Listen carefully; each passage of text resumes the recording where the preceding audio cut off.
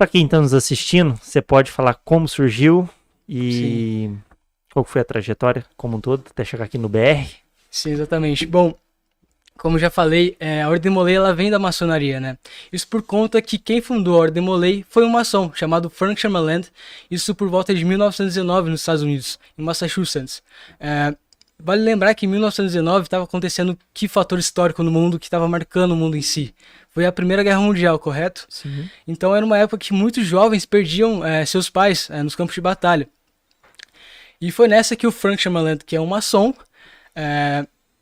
americano, chegou até ele que um jovem tinha acabado de perder seu pai. Existem vários mitos e lendas do que esse pai morreu, mas o mais correto é dizer que ele perdeu o pai dele em uma caçada, né? E o Frank Chamaland, vendo isso, ele viu uma oportunidade de criar um clube ali, né? Então ele chamou o Louis Gordon Lawrie, né? Que é esse garoto que perdeu seu pai, que foi o primeiro Demolay da história. Convidou ele a trabalhar no seu restaurante, né? O Frank Chamaland era dono de um restaurante. Convidou o Louis Gordon Lawrie para trabalhar nesse restaurante e eles acabaram ficando muito próximos.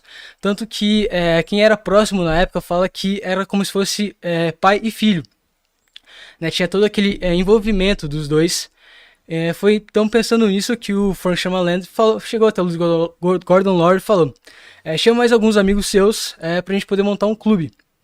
Foi nisso então que o Louis Gordon Lawrie chamou alguns dos seus amigos. No total foram inicialmente 9 garotos que lá em 1919 começaram com o Clube Demolay, né? Primeiro foi um clube, a intenção era criar um clube de estudos, um clube de beisebol, né, para eles jogarem no final de semana, e também um clube para realizar ações filantrópicas. Mas o interessante também é a gente falar de onde vem esse nome, né? Demolay. Tava me perguntando isso agora. Sim, sim.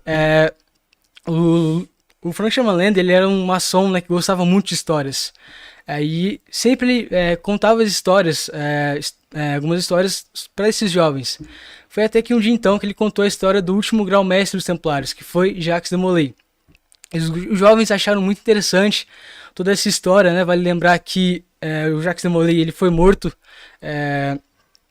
foi queimado vivo por conta de toda a cassação que tinham sobre os Templários, principalmente com o rei Felipe o Belo e o Papa Clemente, todo aquele contexto de Idade Média. Foi até que então, em uma sexta-feira 13, que os dois, o rei e o Papa, mandou prender os Templários por conta de acusações. Vale lembrar que os Templários foi o primeiro sistema bancário que a gente teve no mundo. Então, muitas pessoas ficavam de olho neles porque eles tinham muita riqueza, principalmente o rei e o Papa. Principalmente o rei porque o rei estava devendo para os Templários. E foi nessa que ele mandou, então, prender os Templários, e nessa o Jacques de Molay foi caçado em uma sexta-feira 13, né?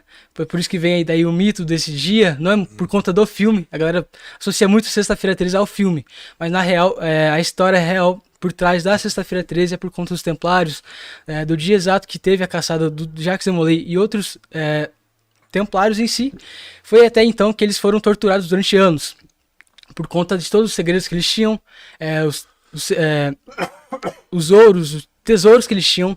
Então eles foram torturados durante anos e principalmente o Jacques de Molay, eles não entregaram nenhum segredo, não entregaram nenhuma localização de onde estavam seus outros irmãos templários, também não entregaram a localização de onde estava toda a sua riqueza. Então eles ficaram durante anos torturando até o rei Felipe Belo cansar deles e mandar para a fogueira. E isso ficou marcado como uma história de fidelidade e companheirismo, que é algo que a Ordem Molay prega muito. Então, depois do Frank Chamaland contar toda essa história do Jacques de Molay, dos Templários, os jovens gostaram e decidiram colocar o nome daquele grupo até então de Clube Demolay.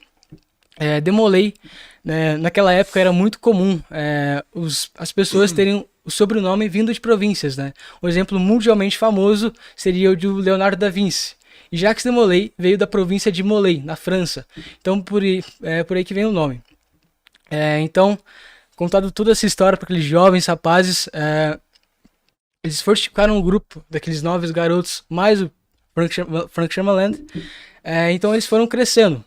Passou de Clube Demolay apenas para um clube de jovens, passou por nome para Conselho Demolay, e até então, com o passar dos anos, se tornou a Ordem Demolay. Ela foi se espalhando pelos Estados Unidos inteiro, foi muito rápido essa expansão, até que chegou no Canadá e depois se espalhou pelo mundo inteiro.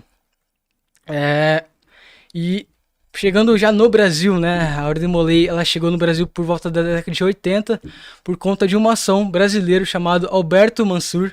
Ele é um maçom do Rio de Janeiro, se eu não me engano, que em uma de suas viagens ele achou interessante, né, ele conheceu a Ordem Molay e achou interessante porque isso não tinha no Brasil até então. Então ele fez o possível e o impossível para poder trazer a Ordem Molay, né? Ele agitou todos os seus contatos que ele tinha nos Estados Unidos. Ele entrou por conselho do Demolay Internacional, que tem lá nos Estados Unidos. Até então ele conseguiu trazer a Ordem Molay para o Brasil, instalando assim o primeiro capítulo no Rio de Janeiro, capítulo número 001. Vale lembrar que capítulo é como se fosse cada cidade, né? Um exemplo é a nossa cidade, que seria capítulo Poços de Caldas número 182, a Ordem Molay, e cada capítulo tem um nome. O nosso foi o 182, e o primeiro capítulo do Brasil foi o do Rio de Janeiro, foi o capítulo número 001, da Ordem Molay Brasil. Então, contextualizando, a Ordem Molay, né, ela foi fundada em 1919, montado um grupo de jovens ali, sem muitas intenções. Mas com o passar dos anos, isso foi crescendo, a ideia era extremamente interessante e foi comprado no mundo inteiro, né, entre aspas, comprado, foi distribuído pelo mundo inteiro. Mas sempre já foi um braço da maçonaria? Sim, desde o primeiro dia? Sim, por conta do Frank Chamaland ter todo esse ser um maçom. Então, desde o nesses primeiros tempos, eles já se reuniam dentro do templo maçônico, né? A loja maçônica, então, ela patrocinava cedendo o templo, e aqueles jovens se reuniam, contavam histórias, estudavam, praticavam filantropias e também tinha o time de beisebol, né? Rubens, naquela época, não sei se hoje existe, tá? Mas a pergunta também é daquela época e pode ser aplicada hoje. Uhum. Existe uma idade mínima para se tornar maçom? Maçom a partir dos 18 anos. 18 anos, maçom. Agora, Demolay em si, a partir dos 12 anos, você já está apto a entrar na Ordem Demolay até os 21 anos. Então foi por isso que criaram, porque em tese essa molecada, digamos assim, não tinha 18 anos, então precisava de algo para eles. Basicamente foi isso. Lembrando também do contexto histórico que estava tendo a Primeira Guerra Mundial, muitos jovens estavam perdendo seus pais. E na intenção do Frank Chamaland ter esse papel de pai mesmo, então ele procurou jovens para fazer esse papel, que foi fundamental para os jovens para formar cidadãos de bem para os Estados Unidos, né? E também, talvez, se pudesse entrar para a maçonaria, não conseguiria fazer um clube, digamos assim, como você mesmo comentou, no começo, para reunir só os jovens, né? Isso. E também essa entrada na maçonaria para os Demolays acaba sendo facilitado. Não quer dizer que ao entrar na Ordem Demolay você vai se tornar uma maçom, ou sendo um Demolay a partir dos 18 você vai entrar na maçonaria. Não. Você acaba tendo contato mais próximo com os maçons, que a gente chama de tios, né? Assim como os Demolays a gente chama de irmãos, e as mães dos Demolays a gente chama de tias. É realmente uma família muito grande. Então você acaba tendo esse contato mais próximo com os maçons, então a sua entrada na maçonaria acaba sendo mais fácil. Mas não muda muito de um não maçom, de um não Demolay para um Demolay. É mais por conta desse contato todo que a gente já tem. Entendi. Ô Rubens, eu vou pegar gancho então do que você falou lá no começo, até pro pessoal, de certa forma,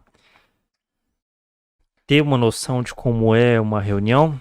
Vale a pena mencionar que vocês têm as reuniões públicas. Sim. Que são feitas, para quem não conhece, vale a pena ir.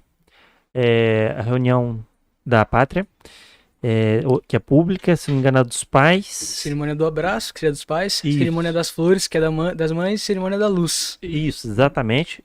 Vale a pena, se você tem um amigo Demolay, você conhecer. Você também fica conhecendo o templo maçônico. Muitos deles são muito bonitos. E você tem uma noção do que eles fazem nessas reuniões públicas, como que é a questão do ritual, tal e tudo. Sim. Você tem uma certa desmistificação. Falando nisso, quando tem uma reunião pública, já para o público saber...